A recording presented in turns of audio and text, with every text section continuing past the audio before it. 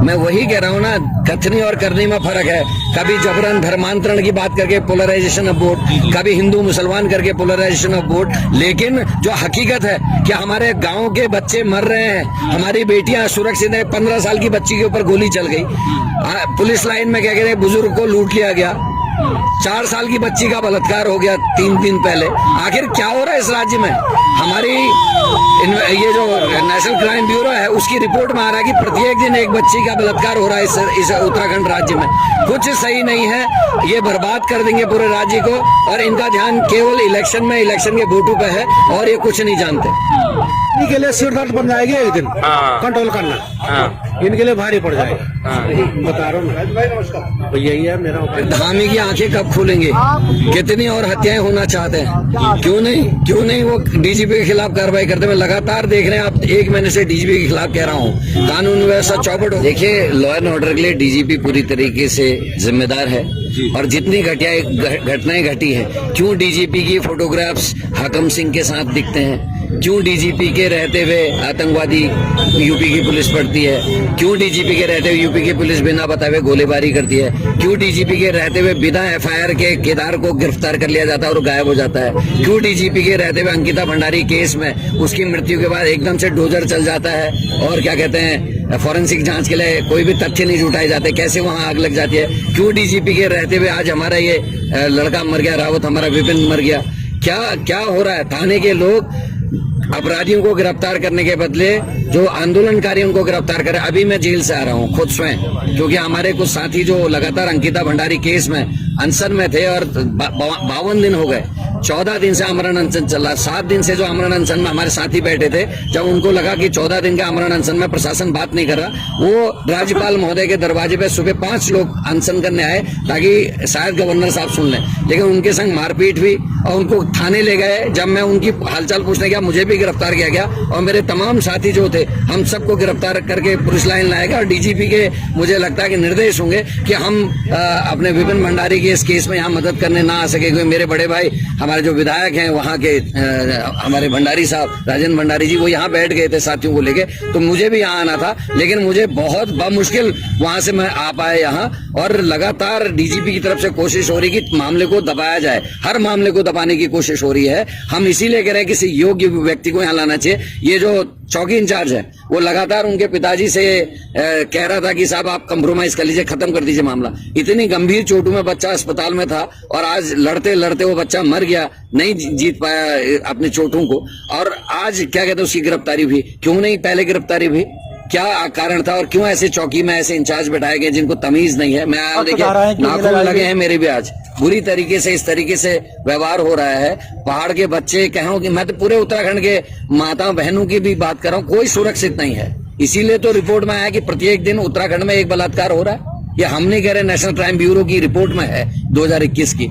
और अंकिता का केस, पिंकी का केस, जगदीश आर्या का केस, आज विपिन रावत का केस, आखिर कितनी मौतें सहने के मूड में हमारे मुख्यमंत्री जी क्यों कार्रवाई नहीं कर रहे हैं? ये समस्या पर है।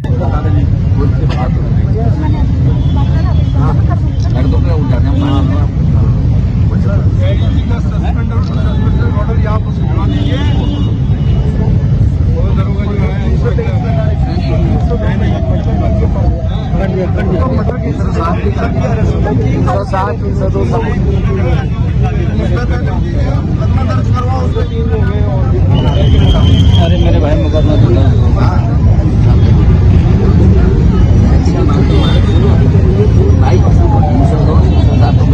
जब था तभी लगे मेरी बात बहुत कर दी है।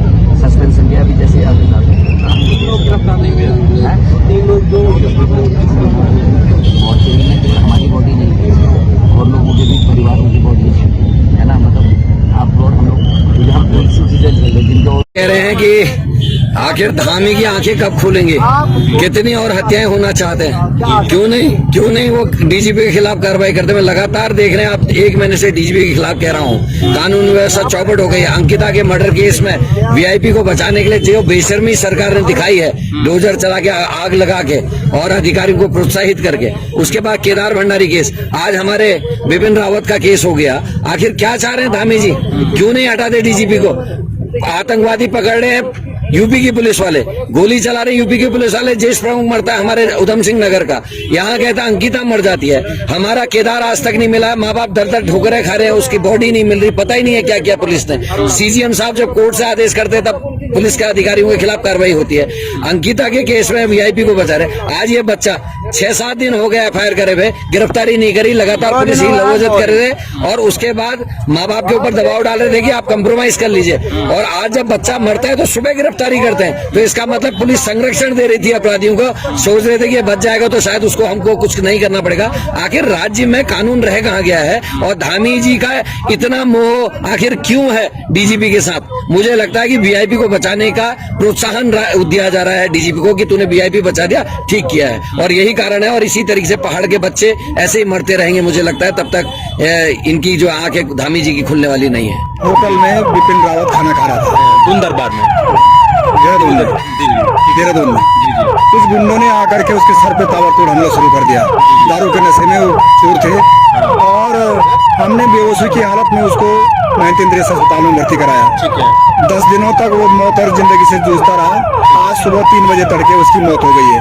हम कहते हैं अगर पुलिस ने कठोर धारा लगाई होती, 307 लगाई होती, तो उसकी कोर्ट से बेल नहीं होती। और 4 दिनों तक मुजरिम घूमते रहे, पुलिस क्या करती रही? हाथ पे हाथ धरे बैठी रही। पुलिस का संरक्षण है, पुलिस के द्वारा ही जो है अपराधियों को जो है संरक्षण मिला है, और खुलेआम जो है अपराधी घूम रहे हैं। और एक भी अपराधी जो है जेल के अंदर नहीं गया है, न उनका हथियार बरामद हुआ है, न उनकी गाड़ी बरामद हुई है। और बड़ी बात यह है, लोगों को फोन करके कह रहा है कि कॉम्प्रोमाइज करो, जो भी लेन देन करनी है, जितना भी लेना देना है, बात करो और मामले को खत्म करो। तो ये हाल है, कानून व्यवस्था की ये हाल है। अच्छे दिनों की सरकार बैठी हुई है और लोगों के साथ ऐसा न्याय हो रहा है, कानून व्यवस्था को जूतों के नीचे रोना जा रहा है। ये सरकार के हाल है। तो हम कहना चाहते हैं कि पहले तो लक्की बाग का जो चौकी इंचार्ज है वो सस्पेंड हो, और जो अपराधी हैं, जो खुलेआम जिन्होंने वारदात की है, उनको जो है अरेस्टिंग हो और उनको मौत की सजा हो। क्या होगी? मारपीट होगी, उनको इस तरह से टॉर्चर किया जाएगा, तो पहाड़ का आदमी कैसे नौकरी कर पाएगा? ऐसे कैसे जो है यहाँ बाहर आ पाएगा? ये निश्चित रूप से पुलिस की जो है अनदेखी है, और पुलिस की अनदेखी के कारण जो है हमारे आदमी की मौत हो गई है।